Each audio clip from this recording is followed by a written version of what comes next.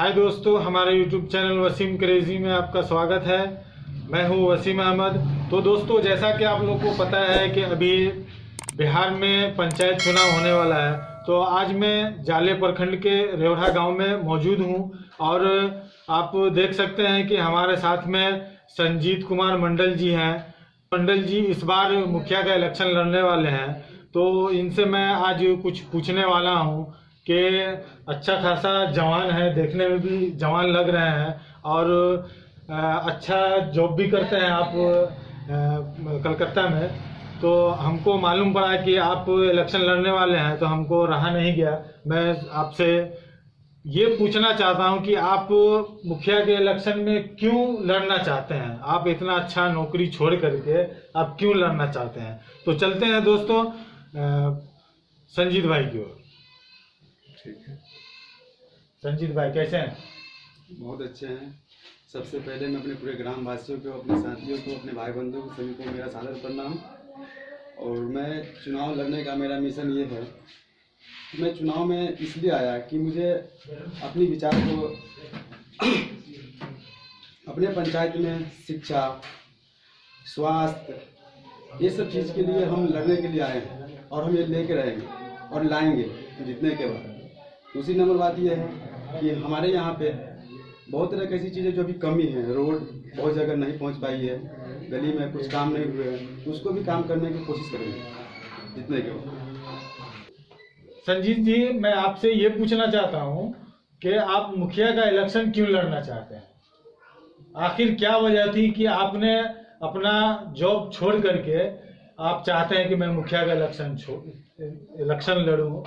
यानी आपके पंचायत में क्या कमी है, आपको क्या कमी महसूस हो रहा है, इसलिए आप मुखिया का इलेक्शन लड़ने वाले? आप बताइए प्लीज आपको। जी, सबसे पहले हमारे यहाँ पे कन्या विद्यालय की बहुत ज़रूरी है। हमारे यहाँ कन्या विद्यालय की बहुत ज़रूरी है, इसके लेकर भी मैं काम करने के लिए चाहता हूँ। दूसरी बात, हमारे यहाँ प्राइमरी स्कूल की कमी है। पॉपुलेशन के हिसाब से हमारे यहाँ प्राइमरी स्कूल बहुत कम है अभी तक, इसके लिए भी हम आए हैं और समाज सेवा करना चाहते हैं।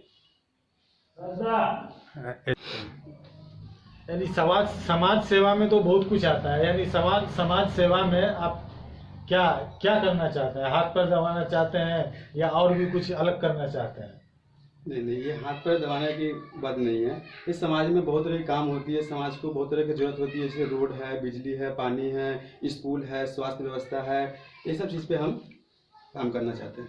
तो संजीत जी, आपने कहा कि रोड अच्छा बनाऊंगा, बिजली अच्छा करूंगा, तो रोड तो फिलहाल अच्छा है ही, बिजली भी 24 घंटा में 22-23 घंटा रहता ही है।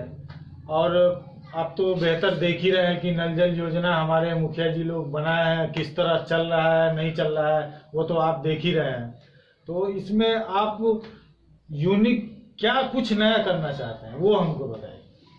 ये सबसे पहले कि जनता भी देख रही कहाँ पे नल का काम हो रहा है, कहाँ पे पानी आ रहा है, कहाँ नहीं आ रहा, ठीक है। और उसके बाद कि हमें यहाँ पे कन्या विद्यालय की बहुत ज़रूरी है हमारे यहाँ पे। पहला तो आपने कन्या विद्यालय बता दिया। दूसरा आप स्वास्थ्य के बारे में बताइए कि स्वास्थ्य के लिए क्या करना चाहते हैं, क्या लाना चाहते हैं? बड़ा हॉस्पिटल लाना चाहते हैं कि क्या लाना? जी, हमारे यहाँ हॉस्पिटल होना चाहिए और हम लाने की कोशिश करेंगे। और सबसे पहले डिस्पेंसरी भी चाहिए हमारे यहाँ, जो अगर अभी कोई तरह की परेशानी होती है तो उसको हम इलाज कराने के लिए जाले, पुपरी, दरभंगा, सीतामढ़ी जाना पड़ता है। अगर वो हमारे गाँव में आ जाता है तो बहुत बेहतर होगा। तो संजीत जी, मैं आपसे ये फिर पूछना चाहता हूँ कि हमारे जो इस गांव के मुखिया जी हैं, उनसे कभी आपने ये सवाल किया हॉस्पिटल के बारे में, रोड के बारे में, नल जल के बारे में जो सही से नहीं हुआ? आपने कभी पूछा है उनसे? जी, सबसे पहली बात है कि अभी तक तो मैं उनसे नहीं पूछा हूँ, लेकिन जनता देख रही है, जनता जानती है क्या हो रहा है, क्या नहीं हो रहा। और संजीत जी, हमको मालूम पड़ा है कि रेवढ़ा गांव में एक पोखर है, चिकना, बीच चौड़ में पड़ता है, उसमें मालूम पड़ा है कि घाट बना दिया गया है। इसके बारे में आप कुछ बताइए। जी, सबसे पहले तो वहाँ घाट नहीं होना चाहिए। घाट होना चाहिए मोहल्ले का पोखर में, जैसे तेलिया पोखर है और बहुत सारे पोखर है, वहाँ होना चाहिए।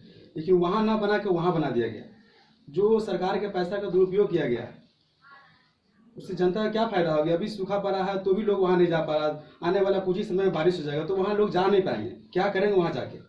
वो तो तिलिया पोखरे बनना चाहिए और बहुत सारे पोखरे वहाँ होना चाहिए, इस पर लोग डेली कपड़ा नहाना धोना बहुत तरह का काम होता है, छठ पूजा होगा, बहुत तरह की चीज़ें वहाँ होना चाहिए। वो वहाँ नहीं हो तो वहाँ हुआ है, तो ये पैसा का दुरुपयोग किया गया है। पंचायत में विकास होने का काम पर पैसा का दुरुपयोग हुआ है। संजीत जी, एक सवाल और मैं आपसे पूछना चाहता हूँ। हमारे रेवढ़ा गांव के अंदर बहुत ही ज़्यादा गरीब हैं, जो समझिए तो न ठीक से पढ़ पाते हैं, न बेटी की शादी ठीक से कर पाते हैं। तो आप अगर जीतते हैं तो इस टाइप के जो लोग हैं अपने गांव के अंदर, उन लोगों के लिए क्या कुछ नया करें? जी जी, सबसे पहली बात यह है कि हमारे बीच जो भी, और मेरा कहना यह है कि जीतने के बाद की बात आप कह रहे हैं, तो हम हमेशा से शुरू से ही चाहते ही आ रहे हैं कि हमेशा से देखते आ रहे हैं, देख रहे हैं, कर रहे हैं कि जो भी गरीब परिवार है उसके लिए, आप शादी की बात करें, हमें जो भी सहयोग होगा उस परिवार के लिए हम हमेशा खड़े रहेंगे। जो भी हमारे तरफ से हमारी क्षमता के हिसाब से जो भी सहयोग होगा उनके लिए हमेशा खड़े रहेंगे और रहते आ रहे हैं। ये भी हमारा समाज देख रहा है, हमें शुरू से ही रहते आ रहे हैं और रहेंगे, हमेशा रहेंगे उनके साथ। मैं आपसे क्षमता की बात नहीं पूछा, मैं आपसे ये पूछा हूँ कि क्या आप कोई कमेटी गठन करेंगे जिससे गांव में जो गरीब लाचार है उनका फायदा हो सके? मैं ये पूछना चाहता हूँ। जी जी, इस पर भी काम होगा।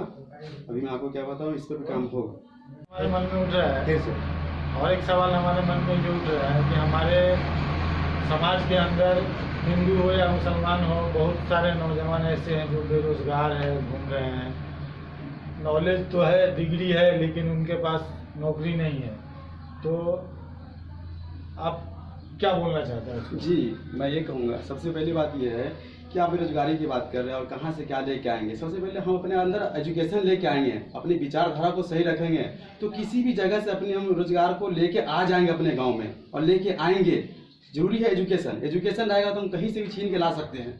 सबसे पहले जरूरी पढ़ाई करना, हम पढ़ाई करेंगे तो किसी भी जगह से अपने नौकरी को लिए अपने गांव में लेके आ सकते हैं। बहुत ऐसे फैक्ट्री है। मैं आपसे ये पूछा था कि पढ़े लिखे बेरोजगार बैठे हुए हैं, उनके लिए प्लान बनाएंगे, हमारे एमपी हो गए, विधायक एमएलए हो गए, इन लोगों से, या आगे कुछ ऐसा नया प्रक्रिया करेंगे जिससे हमारे युवा जो बेरोजगार हैं उनको कुछ फायदा हो जाए? उसके बारे में आप बताइए।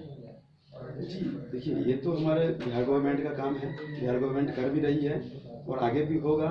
हम तो ग्राम का पंचायत का चुनाव लड़ने जा रहे हैं, तो हमारा जो भी काम मिलेगा हम करेंगे, और हम मिलेंगे, सबसे मिलेंगे, एमएलए विधायक जो भी है सब संपर्क करेंगे कि अपने गांव को बेहतर से बेहतर बना सके, एजुकेटेड ग्राम बना सके, हमारे गांव में सभी को रोजगार मिले, सब अच्छा रहे, खुशहाल रहे, ऐसा बना सके। मिलेंगे सबसे, ये मेरा कहना।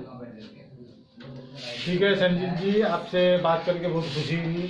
तो मैं उम्मीद करता हूं कि आप आपका जो मुद्दा है उस पर कायम रहें और मुखिया के इलेक्शन में लड़े। और मैं मनोकामना करता हूं कि आप जीते भी, आप जीत करके आए और हमारे गांव के अंदर जो भी कमी है उस कमी को पूरा करें। ठीक है संजीत जी, बहुत बहुत धन्यवाद। दोस्तों, हमारे अभी स्टूडियो में हमारे संजीत जी जो कि मुखिया के उम्मीदवार है वो अभी मौजूद थे। तो दोस्तों, मैं उम्मीद करता हूं कि इनका इंटरव्यू आप लोगों को अच्छा लगा होगा, पसंद आया होगा। तो दोस्तों, हमारे चैनल, आपने अभी तक हमारे चैनल को सब्सक्राइब नहीं किया है तो हमारे चैनल को सब्सक्राइब कीजिए, लाइक कीजिए, बेल आइकन को दबाइए, कमेंट कीजिए और शेयर कीजिए। और मिलते हैं फिर अगले नए वीडियो तक के लिए। जब तक के लिए बहुत बहुत धन्यवाद।